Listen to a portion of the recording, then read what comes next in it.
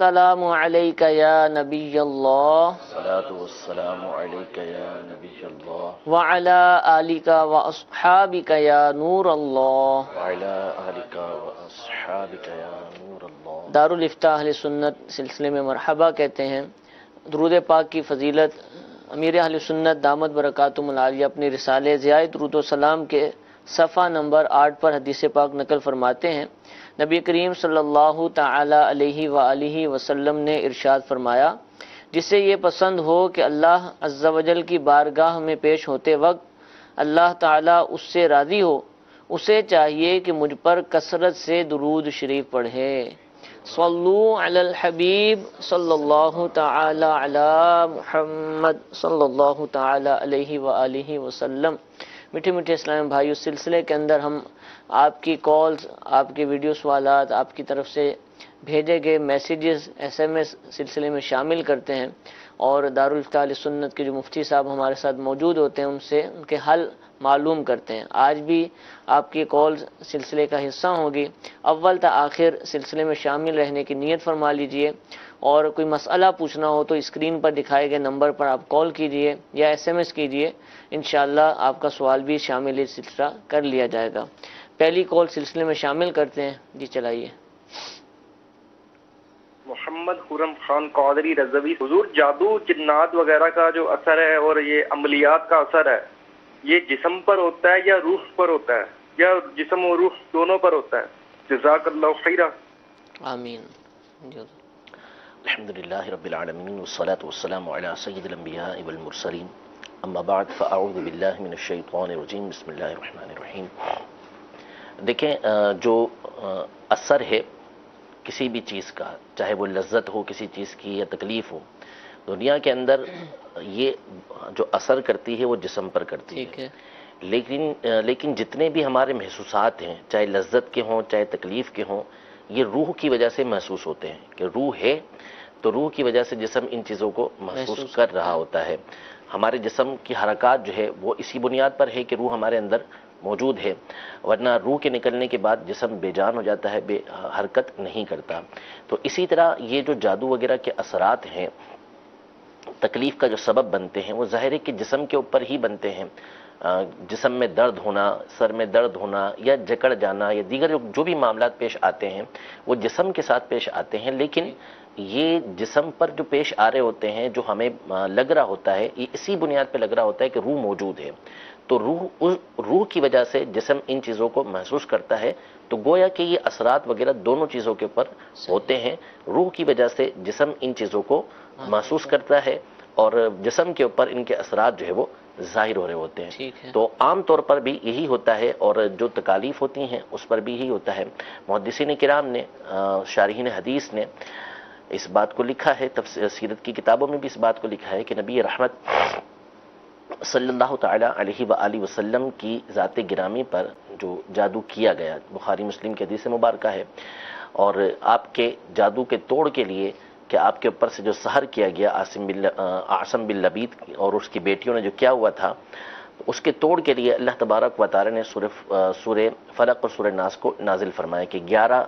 گرہ انہوں نے لگا کر حضور علیہ الصلوۃ والسلام پر جادو کیا تھا۔ تو آپ علیہ الصلوۃ والسلام کی جو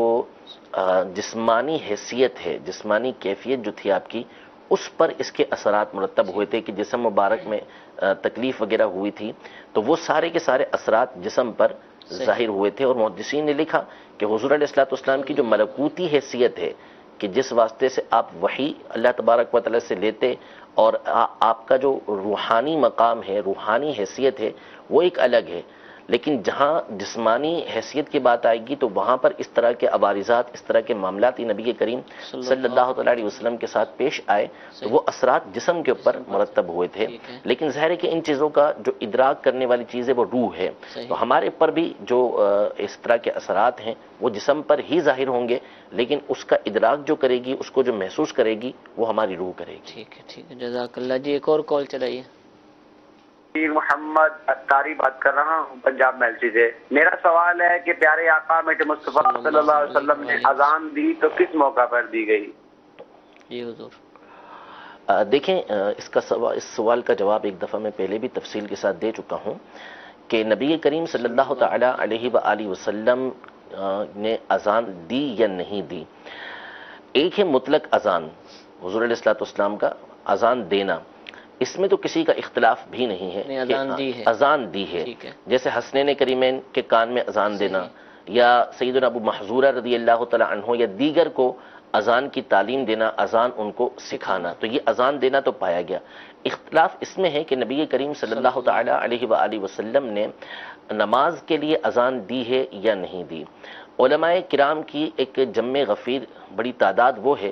کہ جو اس بات کی قائل ہے کہ نبی کریم صلی اللہ تعالی علیہ وآلہ وسلم نے ایک سفر کے موقع پر اذان دی. ترمذی شریف کی حدیث مبارکہ ہے. اسی کے تحت امام نووی رحمۃ اللہ تعالی علیہ، امام تاج الدین سبکی رحمۃ اللہ تعالی علیہ، علامہ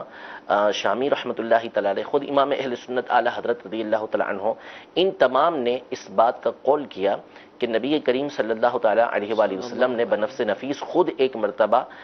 نماز کے لیے اذان دی ہے. جبکہ بعض دیگر علماء جیسے حافظ ابن حجر اسقلانی، امام سہیلی رحمۃ اللہ تعالی علیہما، ان دونوں کا یہ موقف رہا کہ حضور علیہ السلام نے اذان نہیں دی، یعنی نماز کے لیے اذان نہیں دی. وہ کہتے ہیں کہ سفر میں جو اذان دی اس کا مطلب ہے کہ آپ نے اذان کا حکم دیا تھا. جیسے کہا جاتا ہے کہ فلاں بادشاہ نے شہر بنایا، حالانکہ اس نے نہیں بنایا ہوتا، اس کے خادموں نے، اس کے مزدوروں نے بنایا ہوتا ہے، اس کی طرف مجازن نسبت اس کی طرف کر دی جاتی ہے کیونکہ وہ اس کا حکم دینے والا ہوتا ہے. تو اسی طرح ترمذی شریف کی جو حدیث ہے اس کی تائید جو ہے مسند احمد وغیرہ دیگر روایتوں سے ہوتی ہے کہ جس میں حضور علیہ الصلوۃ والسلام نے اذان دینے کا حکم ارشاد فرمایا تھا. تو ان علماء نے یہ کہا کہ اذان نہیں دی، لیکن صحیح بات وہی ہے جو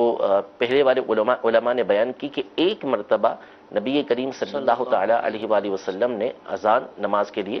دی ہے، اور یہ سفر کے موقع پر ہوا تھا کہ ایک سفر میں نبی کریم صلی اللہ تعالی علیہ وآلہ وسلم نے خود اذان دی ہے. جب موضوع سے ہٹ کر ایک سوال ہے جو آپ کے جواب سے ایک سوال پیدا ہوا، ویسے ہی معلومات کے لیے حدیث پاک سے متعلق، جیسے آپ نے فرمایا کہ علماء نے فرمایا کہ ایک مرتبہ سفر میں اذان دی، اس طرح کی بہت ساری ہم باتیں سنتے ہیں کہ ایک مرتبہ فرمائی،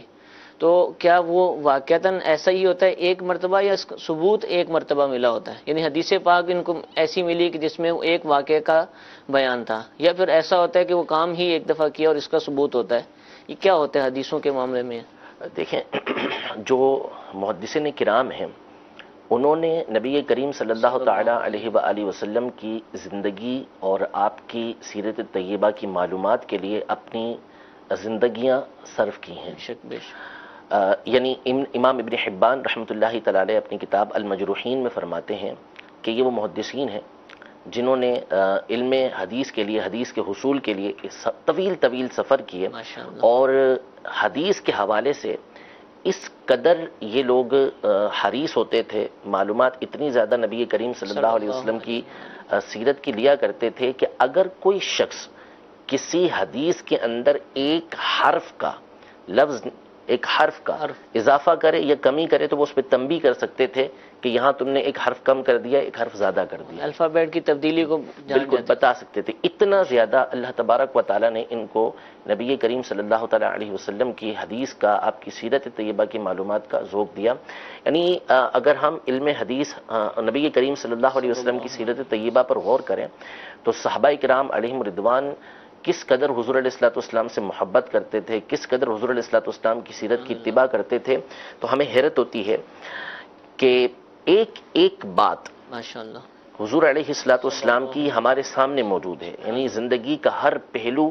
کہ کس طرح نبی کریم صلی اللہ علیہ وسلم نے زندگی گزاری، یہ سارا ہمیں معلوم ہوتا ہے. نماز پڑھنے کا طریقہ کار، گفتگو کرنے کا طریقہ کار، اٹھنے بیٹھنے کا طریقہ کار، سونے کا طریقہ کار، کس سے کس انداز میں گفتگو کر رہے ہیں، کس کو کس انداز میں سمجھا رہے ہیں، جسم مبارک کیسا ہے، اس کی ایک بات کو انہوں نے بیان کیا. پھر محدثین نے جو زندگی صرف کی، اس میں آپ یہ اندازہ لگائیں کہ کوئی بات حضور علیہ الصلوۃ والسلام نے کی ہے یا کوئی بات حضور علیہ الصلوۃ والسلام سے تعلق رکھتی ہے تو یہ محدثین اس کی جستجو میں لگ جاتے، علماء فقہا اس کی جستجو میں لگ جاتے کہ یہ حضور علیہ الصلوۃ والسلام سے تعلق رکھتی ہے تو یہ ہے کیا. جیسے مثال کے طور پر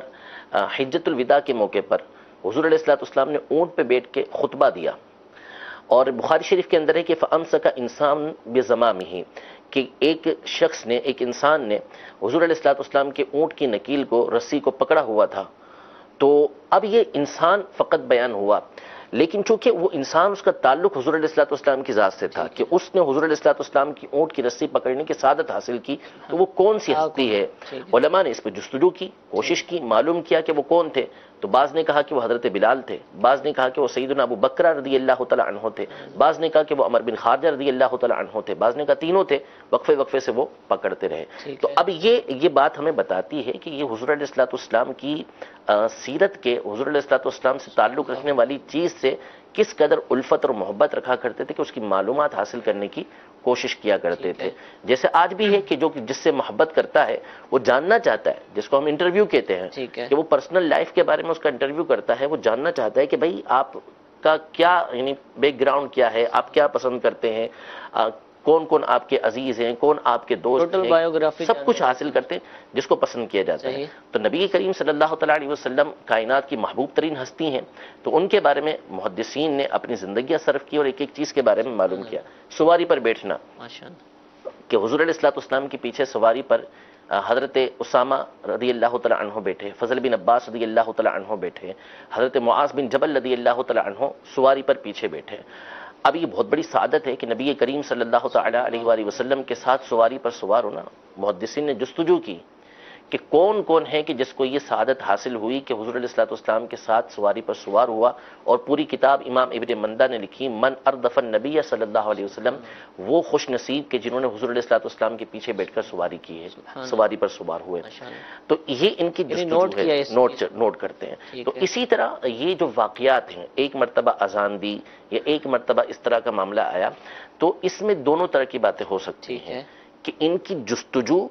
ان کا تجسس، ان کی کوشش، ان کی محنتیں، ان کی لگن، حضور علیہ الصلوۃ والسلام کے ساتھ جو الفت و محبت ہے، یہ اس بات کو بھی ثابت کرتی ہے کہ ممکن ہے کہ یہ واقعہ پیش ہی ایک مرتبہ آیا ہو، ورنہ کہیں نہ کہیں سے کھنگال کر وہ بات ایسی نکال ہی لاتے. اور یہ بھی ممکن ہے کہ یہ فقط ان کو ایک ہی مرتبہ کا ملا ہو، لیکن دوسرے مقام پر ایسا واقعہ پیش آیا بھی ہو، کیونکہ حضور علیہ الصلوۃ والسلام کی جو باتیں ہمارے سامنے آئی ہیں وہ کئی باتیں ایسی ہیں کہ جو ایک ایک بات 100 مرتبہ، 50 مرتبہ ہوئی ہے. کیونکہ آپ علیہ الصلوۃ والسلام ایک مبلغ تھے، تبلیغ کیا کرتے تھے، اور وفد کے وفد آپ کے پاس آیا کرتے تھے، بڑی بڑی جماعتیں آپ کے پاس آتی تھیں اور آپ ان کو احکام بیان کرتے تھے، لیکن احکام میں ظاہر تبدیلی نہیں ہوتی تھی. ایک مرتبہ کسی قبیلے کے لوگ آئے تو ان کو وہی بات بیان کی، پھر اس کے بعد دوسرے لوگ آئے تو ان کو بھی وہی بات بیان کی. اب وہ 20 آئے ہیں تو ظاہر ہے کہ صحابہ اکرام علیہم رضوان نے ایک مرتبہ کی بات بیان کرنی ہے تو اس سے وہ 20 کے 20 بیان ہو جائیں گے. تو اسی طرح ہو سکتا ہے کہ دوسرے مقام پر اذان دینا بھی ثابت ہو، لیکن چونکہ سامنے ایک ہی روایت آئی ہے تو محدثین نے پھر اس کا تذکرہ کیا. صحابہ کرام کا کیا آپ معمول پاتے ہیں جو آپ حدیث کا مطالعہ کرتے ہیں کہ وہ بیان کرنے میں کیا ان کا رجحان ہے، کہ وہ کوشش کرتے ہیں کہ سرکار کی ہر بات آگے پہنچ جائے، یا پھر روک کے بھی رکھا گیا؟ دیکھیں وہ کوشش تو کریں گے، ظاہر سی بات ہے کہ سرکار دو عالم صلی اللہ تعالیٰ علیہ وسلم کا فرمان عالی شان ہے کہ لیبلغ الشاہد الغائب، کہ جو حاضر ہے وہ غائب تک پہنچا دے. بلغوا انی ولو آیا، میری پہنچا دو میری طرف سے، اگرچہ ایک ہی آیت ہو، ایک ہی بات ہو. پہنچانے کا تو حضور علیہ الصلوۃ والسلام کی طرف سے حکم ہے، تو صحابہ کرام علیہم رضوان اس سکے سے دور رہ سکتے ہیں. البتہ احتیاط پوری کرتے تھے کہ کوئی بات بھی سرکار دو عالم صلی اللہ تعالیٰ علیہ وآلہ وسلم کی طرف ایسی منسوب نہ ہو جائے کہ جس میں کسی طرح کا بھی شک و شبہ ہو. جب کنفرم بات ہوتی، تحقیق کے ساتھ ان کے سامنے بات ثابت ہوتی کہ ہاں ایسا ہی ہے، حضور علیہ الصلوۃ والسلام نے ایسا فرمایا ہے، تو پھر آگے وہ اس طرح کہا کرتے تھے، ورنہ بات کو آگے بیان نہیں کرتے تھے. ٹھیک ہے. اب ہم تو نہ محدثین میں نہ ہمارا شمار کسی اور میں، ہمیں تو یہی ہے کہ سرکار علیہ السلام کی حدیث کریمہ کا مطالعہ کریں جو محدثین کے ذریعے ہم تک پہنچ گئی. تو کیا کریں؟ یعنی اب ایک اردو پڑھنے والا کوئی ایسی ایک کتاب بتا دیں کہ جو زیادہ سے زیادہ حدیثیں پڑھ لے، سمجھ لے، شرح بھی اس کے اندر موجود ہو. تو کون سی ایسی کتابیں جن کا مطالعہ ایک عام مسلمان کو کرنا چاہیے؟ دیکھیں بہت ساری کتابیں ہو سکتی ہیں. جو مکتبۃ المدینہ سے شائع شدہ ہے، جو سیرت مصطفیٰ صلی اللہ تعالیٰ علیہ وسلم، علامہ عبد المصطفیٰ اعظمی رحمۃ اللہ تعالیٰ علیہ کی انتہائی جامع کتاب ہے، خوبصورت کتاب ہے. سیرت طیبہ کا ایک بڑا پہلو اس کے اندر موجود ہے. تو اس کتاب کا مطالعہ کریں گے تو انشاءاللہ سیرت طیبہ کا ایک اچھا بھلا آپ کو مواد حاصل ہوگا، معلومات حاصل ہوگی. باقی حدیث پاک پڑھنا چاہتے ہیں تو مفتی جلال الدین امجدی صاحب رحمۃ اللہ تعالی علیہ، فقیہ ملت، ان کی کتاب ہے انوار الحدیث کے نام سے، انوار الحدیث، ٹھیک ہے، اس میں کتاب اس میں احادیث بھی موقع کی مناسبت سے جمع کی گئی ہیں اور اسی طرح اس کی تشریح بھی یہ کی گئی ہے۔ ٹھیک ہے، یوں ہی علامہ عبد المصطفیٰ اعظمی رحمۃ اللہ تعالی علیہ کی ایک اور کتاب ہے جواہر الحدیث کے نام سے، ٹھیک ہے، وہ بھی بہت اچھی کتاب اردو ہے، میں، اردو میں ہے ٹھیک یہ۔ ہے، اور اگر آپ تفصیل پڑھنا چاہتے ہیں تو مفتی احمد یار خان نعیمی رحمۃ اللہ تعالی علیہ کی کتاب میرات المناجی، اس کا مطالعہ کیا جا سکتا ہے۔ پاپا اس کے حوالے بھی بہت کثرت سے دیتے ہیں، تو یہ تشریح بھی ہے اس کے اندر۔ جی بالکل موجود ہے۔ جزاک اللہ، اللہ تعالیٰ ہم سب کو نبی کریم علیہ السلام کی سچی پکی محبت عطا فرمائے، آپ کے کلام مبارک کو پڑھنے کی، سمجھنے کی، عمل کرنے کی توفیق عطا فرمائے۔ کالز بھی ہمارے پاس موجود ہیں، میسیجز بھی آ رہے ہیں، کچھ میسیجز شامل کرتے ہیں پھر انشاءاللہ کال کی طرف بڑھیں گے۔ پرانے کپڑے اور اخبارات وغیرہ جو گھر میں موجود ہوں کیا ان کو جلا سکتے ہیں؟ اخبارات میں تو اگر اسماء مقدسہ ہیں ٹھیک ہے، تو ان کو تو نہیں جلایا جائے گا، ان کو الگ کر لیا جائے، اس کے علاوہ کو جلا سکتے ہیں لیکن جلانے سے گریز کرنا چاہیے، کوشش یہ کریں کہ اس کو ٹھنڈا کروا دیں، اور ٹھنڈا کروا دیں گے تو اس میں ٹھنڈے سے مراد ان یعنی کو پانی میں سمندر میں ڈال ڈلوا دیں اس کو، یا جو دفن کے ڈبے وغیرہ لگے ہوتے ہیں اس میں اس کو ڈال دیں۔ ٹھیک ہے، اور پرانے کپڑے اگر تو وہ استعمال کے قابل ہیں، بھلے کوئی بھی پہن کوئی سکے، بھی پہن سکتا ہے، تو پھر تو جلانا غلط ہوگا، اس کی صحیح۔ اجازت نہیں ہوگی، بلکہ کپڑا تو ہر طریقے سے استعمال ہو ہی سکتا ہے، ٹھیک ہے، یعنی اگر ایسا ہو گیا کہ پہنا نہیں جا سکتا تو صفائی آپ کے لیے، صفائی کے لیے کام آ سکتا ہے، اس کو صفائی میں استعمال کر دیں، تو یہ تو جلانے کی تو پرانے کپڑے خریدنے والے بھی آتے خریدنے ہیں، والے اگر آپ ہوتے ہیں، کہتے اگر ہیں نہیں پہنتے تو غریبوں کو دے دیں، تقسیم کر دیں، تقسیم کر دیں تاکہ وہ پہن لیں گے۔ ٹھیک ہے، تو بہرحال اس کو جلائے نہ، اور بعض صورتوں میں تو جلانا یہ اسراف میں بھی آئے گا، تو اس کو جلائے بغیر پوچے وغیرہ کے اندر صفائی کے لیے اس کو استعمال کر لیں، اور جب تک پہننے کے قابل ہیں تو اس کو پہنے، یا نہیں پہنتے تو کسی اور کو پہننے کے لیے دے دیں۔ ٹھیک ہے، بیسن پر کھڑے ہو کر وضو کیا جا سکتا ہے؟ بیسن ہو یا کوئی اور مقام ہو وضو کے لیے، کھڑے ہو کر اگر وضو کریں گے وضو تو ہو جائے گا، لیکن مستحب یہ ہے کہ بیٹھ کر قبلہ رو یہ وضو کیا جائے، ٹھیک تو ہے، کھڑے ہو کر وضو کرنے میں جو ہے یہ مستحب چھوٹے گا، تو بیٹھ کر وضو کرنا چاہیے، لیکن اگر کسی نے کھڑے ہو کر بیسن پہ وضو کیا تو بہرحال اس کا وضو یہ بلا کراہت ہو جائے گا۔ ٹھیک ہے، ایک اور سوال ہے، اس میں بھی لوگ پریشان رہتے ہیں کہ قربانی فرض ہے یا واجب یا پھر سنت، تینوں طرح کے الفاظ ہم سنتے ہیں، اس پر ہے کیا یہ؟ دیکھیں قربانی ہے واجب، احناف کے نزدیک قربانی واجب ہے، لیکن اس کا ثبوت سنت سے ہے۔ اچھا، یعنی بہت ساری چیزیں ہوتی ہیں کہ جو واجب ہوتی ہیں لیکن اس کا ثبوت جو ہوتا ہے وہ سنت سے ہوتا ہے، تو اس اعتبار سے اس کو سنت بھی کہہ دیا جاتا ہے۔ جیسے عید کی نماز ہے، یہ واجب ہے لیکن اس کو سنت بھی کہتے ہیں، لیکن اس کی وجہ یہ بیان کی جاتی ہے کہ یہ سنت سے ثابت ہے، احادیث سے ثابت ہے۔ اسی طرح داڑھی مبارکہ ہے، داڑھی مبارکہ کے بارے میں یہ کہا جاتا ہے کہ یہ سنت ہے، حالانکہ واجب ہے، لیکن چونکہ یہ سنت سے ثابت ہے اس لیے اس کے اوپر واجب کا سنت کا اطلاق کر دیا جاتا ہے، سنت بول دیا جاتا ہے، ورنہ حقیقتاً یہ واجب ہے۔ تو اسی طرح جو قربانی ہے وہ ہے واجب، لیکن اس کا جو ثبوت ہے یعنی جو واضح طور پر وہ احادیث طیبہ سے ہے، تو اس لیے اس کو سنت کہا جاتا ہے، ورنہ حقیقتاً یہ واجب ہے، واجب ہے، لازم ہے کرنا، نہیں کرے جو گا صاحب استطاعت ہے اس پہ کرنا یہ ضروری ہے۔ ٹھیک ہے، جزاک اللہ۔ ایک کال چلائیے۔ میرا نام لیاقت علی اطاری ہے اور رحیم خان سے بات کر رہا ہوں۔ میرا سوال مفتی صاحب سے ہے کہ کیا کوئی اللہ کا نیک بندہ جو فوت ہو جائے، جیسے اولیاء کرام کے مزارات ہیں، تو وہ کسی گھر میں مصلی پہ حاضر ہو سکتے ہیں؟ تو وہ خاص کسی ایک کی مطلب کو نظر آئیں، باقی کسی کو نظر نہ آئیں، کہ ایسا کوئی سلسلہ ہے یا کوئی جنات وغیرہ ہوتے ہیں؟ جبکہ وہ باتیں بھی اچھی کرے، وہ دین کی باتیں بتائے اور قرآن و حدیث کی روشنی میں سچی بتائے، تو کیا ایسے جنات کرتے ہیں یا اولیاء کرام ہی ہوتے ہیں؟ جی، اصل میں روحانیت کے سوال زیادہ آ رہے ہیں عملیات کے متعلق جو بھی۔ اصل دیکھیں یہ ہے کہ میرے علیہ سنت فرماتے ہیں کہ اگر جینے کی خواہش ہے تو کچھ پہچان پیدا کر۔ ہم دنیا کے معاملات میں تو بہت تیزی اختیار کرتے ہیں، بہت بڑی تعداد ہماری کہ آلو بھی خریدنے ہو تو 3 ٹھیلوں سے معلوم کریں گے، پھر جا کے جو ہے وہ آلو خریدے جائیں گے،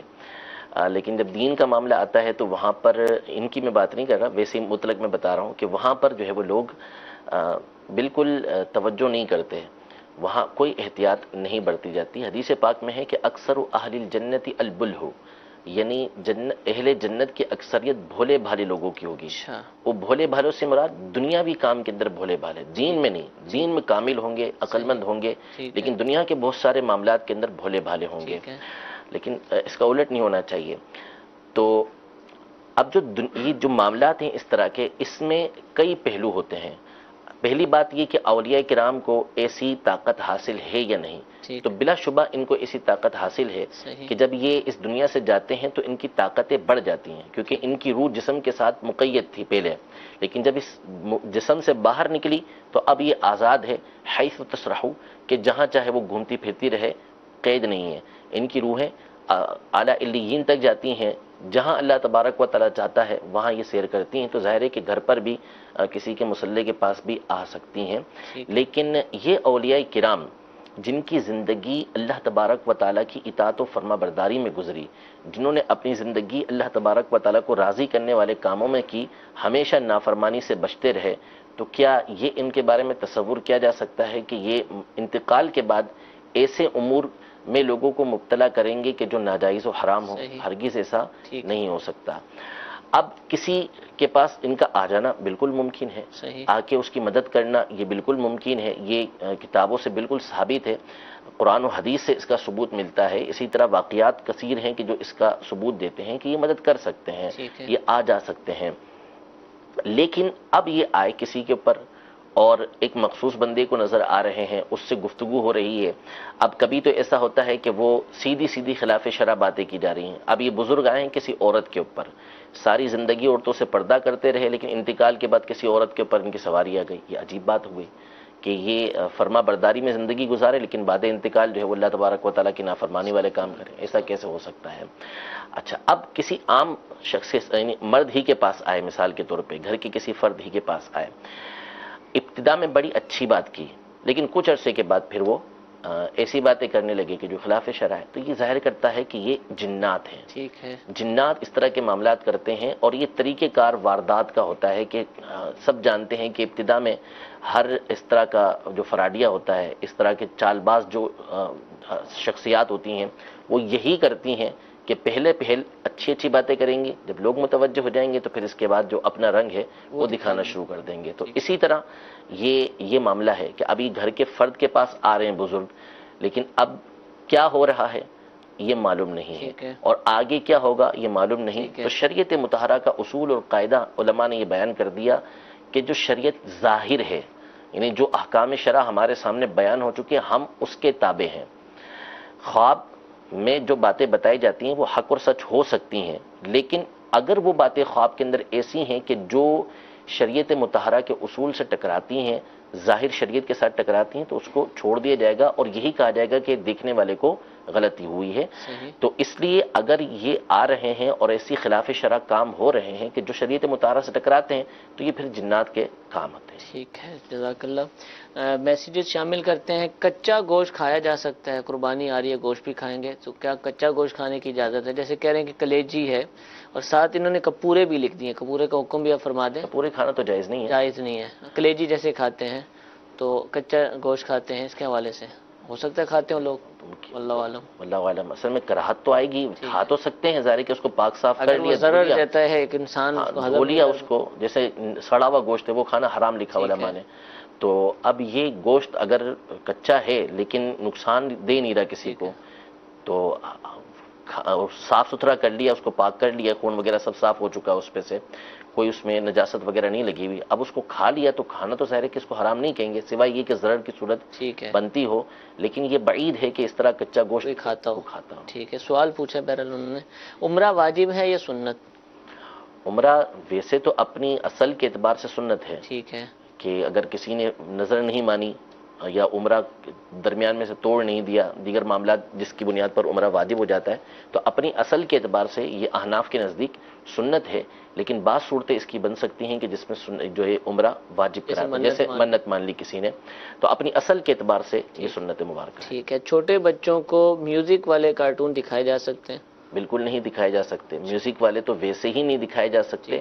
اور کارٹون دکھانے سے ویسے بھی گریز کرنا چاہیے۔ بچوں کو کارٹون بڑے پسند ہوتے ہیں، لیکن یہ کارٹون وہ ہوتے ہیں کہ جو بچوں کی ایسی تربیت کرتے ہیں کہ جو ان کے ذہن اور دماغ کے اندر، دل و دماغ کے اندر بالکل راسخ ہو جاتی ہے بات۔ تو کارٹون دکھانے میں انتہائی احتیاط کی ضرورت ہے۔ بعض لوگ سمجھتے ہیں کہ کارٹون دکھا کے ہم بچوں کو بہلا لیتے ہیں، بچوں کو بہلا نہیں دیتے، کام نہیں کرنے دے رہے تو چلو اس کو لگا دو، یہ تو ادھر ہو گیا، اپنے آسانی سے کام کرتے رہیں۔ آپ نے اپنے بچے کی تربیت خراب کرنی ہے تو پھر آپ کارٹون کے حوالے سے کر دیں. یعنی بہت ساری ایسی طاقتیں، ایسے لوگ کے جو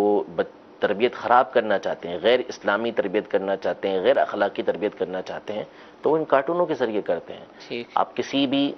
زبان کو رائج کرنا چاہیں، کسی کے رسم و رواج کو رائج کرنا چاہیں، طریقہ کار کو رائج کرنا چاہیں، تو بچوں کے اندر سب سے سہل طریقہ کار یہ ہے. اسی لیے مدنی چینل نے غلام رسول کے مدنی پھول نکالے خاکے جو ہیں وہ کہ جس کے ذریعے سے، اس کو کارٹون تو ہم نہیں کہتے، وہ اینیمیٹڈ خاکے ہوتے ہیں، سمجھانے کے لیے وہ ہوتے ہیں، لیکن وہ کیا ہے، بچوں کو بہت اٹریکٹ کرتے ہیں کہ فائدہ ہوتا ہے اس سے بچے کو. تو اب یہ بچوں کو آپ جو ہے وہ مختلف قسم کے کارٹون دکھائیں گے تو نتیجہ کیا نکلے گا کہ وہ گفتگو کے اندر وہی الفاظ ان کے منہ سے نکلیں گے، وہی باتیں ان کے منہ سے نکلیں گی، اور وہ باتیں ظاہر ہے کہ جس مذہب سے تعلق رکھتی ہیں، جس معاشرے سے تعلق رکھتی ہیں، جس زبان سے تعلق رکھتی ہیں، وہی بچے کے اندر رائج ہوتی چلی جائیں گی. تو کارٹون ویسے بھی دکھانے سے بچنا چاہیے. دیگر چیزوں کے مقابلے میں اس میں اور زیادہ احتیاط یہ ضروری ہے. اور میوزک والے یا کوئی اور غیر شرعی کام پر مشتمل ہیں تو ان سے تو بچنا اور ضروری ہوگا. ٹھیک ہے، ٹھیک. اللہ تعالیٰ ہم سب کو عقل سلیم عطا فرمائے. کالز کی طرف بڑھتے ہیں. جی کال چلائیے. دارالفتہ اہل سنت میں میرا سوال مفتی صاحب سے یہ ہے کہ ایک شخص ہے جس کے پاس 75,000 روپے ہیں، لیکن 75,000 روپے قرضے میں دیے ہوئے ہیں، تو اس صورت میں بھی کیا اس شخص کے اوپر قربانی واجب ہوگی؟ 75,000 روپے اس کے قبضے میں نہیں ہیں، قرضے میں دیے ہوئے ہیں. دیکھیں، اگر تو اس کے پاس اور کچھ بھی نہیں ہے، ٹھیک ہے، صرف یہی 75,000 روپے ہیں، گھر میں اور کچھ موجود بھی نہیں ہے، اور اب اگر اس کو امید ہے اس بات کی، ظن غالب ہے کہ میں جس کو پیسہ دیا ہوا ہے قرضے میں اس سے مانگوں گا تو یہ دے دے گا، ٹھیک ہے، تو اس سے طلب کرنا ضروری ہے. اسے طلب کر کے قربانی یہ کرے گا. اور اگر اس کو ظن غالب ہے کہ یہ نہیں دے گا تو پھر اس سے مانگنا یہ اس پر لازم نہیں ہے اور اس پر قربانی یہ واجب نہیں ہوگی. لیکن چونکہ اتنا بڑا مسئلہ نہیں ہے، 10,000 11 12 13,000 یہ بھی حصے ملتے ہیں، 9,000 کا بھی ڈھل رہے ہیں. تو اس جو اتنا حصہ ہو اتنا لے کر بندے کو، چونکہ یہ واجب ہے اور عبادات کا معاملہ ہے، احتیاط بہت ضروری ہے، تو لہذا جو اتنی رقم لے کر وہ شامل ہو جائے تاکہ واجب سے صحیح طریقے سے مکمل طور پر وہ بری ذمہ ہو سکے. ٹائم دیا ہو، جیسے قرض دیا اور پتہ ہے کہ وہ دے دے گا لیکن اپنے وقت پر ہی دے گا، تو اب تو کسی سے بھلے ادھار لے کر یا اپنے دوسری رقم ملا کر کر لیں. لیکن اصل میں جو اور کچھ نہیں ہے اور اس کو پتہ ہے کہ اس سے مانگوں گا تو یہ دے دے گا تو پھر تو مانگنا ضروری ہے، اسی سے مانگ. جی ٹھیک ہے، جزاک اللہ. جی ایک اور کال چلائیے. سوال میرا ہے، ام المومنین کس کو کہا جاتا ہے؟ ام المؤمنین کس کو کہا جاتا ہے؟ ام المومنین یہ نبی کریم صلی اللہ تعالی علیہ وسلم کی جتنی بھی ازواج ہیں ان کو ام المؤمنین کہا جاتا ہے. النبی اولا بالمؤمنین من انفسہم وازواجہ امہاتہم. قرآن پاک میں سورۃ الاحزاب میں فرمایا کہ یہ نبی جو ہیں یہ مومنوں کی ان کی جانوں سے زیادہ مالک ہیں، قریب ہیں، اور ان کی ازواج یعنی ان کی جو بیویاں ہیں وہ مومنوں کی مائیں ہیں. تو جتنی بھی ازواج مطہرات ہیں تمام کی تمام یہ تمام مسلمانوں کی مائیں ہیں. سبحان اللہ. جی ایک اور کال چلائیے. محمد ارشد اطاری یونان کے شہر ایتھنز سے عرض کر رہا ہوں. مفتی صاحب کی بارگاہ میں عرض ہے کہ اگر کوئی بندہ چند سال پہلے حج کے لیے گیا اور اسے اب مسائل کا پتہ چلا ہے، اسے یہ وہم ہو رہا ہے کہ میں نے جو طواف زیارہ کیا ہے اس میں ہو سکتا ہے قبلے کی طرف میرا چہرہ ہو گیا ہو، یا طواف کے دوران قبلے کی دیوار سے ساتھ بیٹھ کے دعا وغیرہ مانگ لی ہو، تو اس حوالے سے اب وہ کیا کر سکتا ہے؟ اور اسے ہو سکتا ہے اس سال حج بیت اللہ کی دوبارہ سعادت بھی مل رہی ہے، تو اس حوالے سے رہنمائی فرما دیں، کفارہ دینا ہوگا یا دم ہوگا یا دم وغیرہ تو اس پر نہیں ہے. اب چونکہ ایک تو ویسے ہی شک و شبہ ہے کہ ایسا ہو گیا ہوگا، کوئی کنفرم تو ہے نہیں. باقی چہرہ کعبے کی طرف کرنا یہ کرنا نہیں چاہیے، لیکن اگر کسی نے چلتے طواف کے دوران طواف کے دوران کعبے کی طرف چہرہ نہیں کرنا چاہیے، چلتے رہنا چاہیے. صرف جب آپ حجر اسود کے پاس آئیں گے تو اس وقت اپنا رخ تبدیل کر کے آپ نے حجر اسود کا استلام کرنا ہے، یہ وقت ہوتا ہے. باقی اس کے علاوہ آپ نے چلتے رہنا ہے، حتیٰ کہ حتیم کے اندر بھی داخل نہیں ہونا، بلا ضرورت رکنا بھی نہیں ہے، تاخیر نہیں کرنی چاہیے اور رکنا بھی نہیں چاہیے. لیکن اگر اس میں تاخیر ہو بھی گئی، درمیان میں کوئی رک گیا یا اس نے کعبے کی طرف منہ کر بھی لیا تو اس پر دم وغیرہ لازم نہیں آئے گا، کرنا ایسا نہیں چاہیے. اور ان کا تو معاملہ یہ ہے کہ ان کو تو شک و شبہ ہی ہے، کوئی کنفرم بھی نہیں ہے، لہذا اس وسوسے میں اور شبے میں پڑنے کی حاجت نہیں ہے. ٹھیک ہے. معلومات مزید لینا چاہیں تو دارالفتہ اہل سنت کے نمبر پر آپ کال کر لیجئے، انشاءاللہ رہنمائی کر دی جائے گی. ضرور اسی حوالے سے ایک اور چیز ہے، چٹکلا کہہ لے جائیں یا سوال ان کا کہہ لیں، ہو سکتا ہے بہت سارے لوگوں کے ذہن میں آتا ہو، حج کی تربیت کی گئی اور جب بھی حج یا عمرے کا واقعات یا نام لیا جاتا ہے تو اس وقت تلبیہ لبیک اللہم لبیک کی بات ضرور ہوتی ہے، اور لوگ سمجھتے ہیں کہ اس کو بہت پڑھنا چاہیے، اور پڑھنا بھی چاہیے، ثواب کا کام ہے۔ مسائل میں کہ جیسے ہی طواف شروع ہوگا تلبیہ موقوف کر دے گا، اس پر یہ کیا بات ہے، لبیک پڑھنا روک رہے ہیں، تو یہ یعنی ظاہر سی بات حکم شریعت ہی جو بھی بیان کرے گا، لیکن یہ جو کنفیوژن ہے کہ بھی تلبیہ سے روک دیا تو کیا کہیں گے اس پہ؟ تلبیہ سے روکنا کیا مولوی صاحب نے خود روک دیا یا کوئی شریعت کا حکم ہے؟ اور کیا ایسی صورت میں کہ جو عقل میں نہ آ رہی ہوں باتیں، تو ہمارا رویہ کیا ہونا چاہیے ایسے مسائل کے اندر؟ دیکھیں مسئلہ یہ ہے کہ تلبیہ سے روک کیا دیا، یعنی اصل میں سنت بیان کی جاتی ہے کہ جو عمرہ کرنے والا ہے جب وہ حجر اسود کا استلام کرے گا تو اس وقت وہ تلبیہ سے رک جائے گا، ٹھیک ہے، اور حاجی جو ہے وہ جب کنکریاں مارے گا پہلی تاریخ کو تو اس وقت وہ اس سے تلبیہ سے رک جائے گا۔ ٹھیک ہے، تو اس میں جو حکم ہے وہ سنت کا ہے کہ نبی کریم صلی اللہ تعالیٰ علیہ وسلم کا طریقہ کار یہ رہا ہے کہ یہ کام کیا جائے۔ تو تلبیہ پڑھنا افضل ترین عمل حاجی کے لیے ہے، یعنی ہم پڑھیں گے اس میں بھی ثواب ملے گا انشاءاللہ کہ اللہ تبارک و تعالیٰ کا ذکر ہو رہا ہے،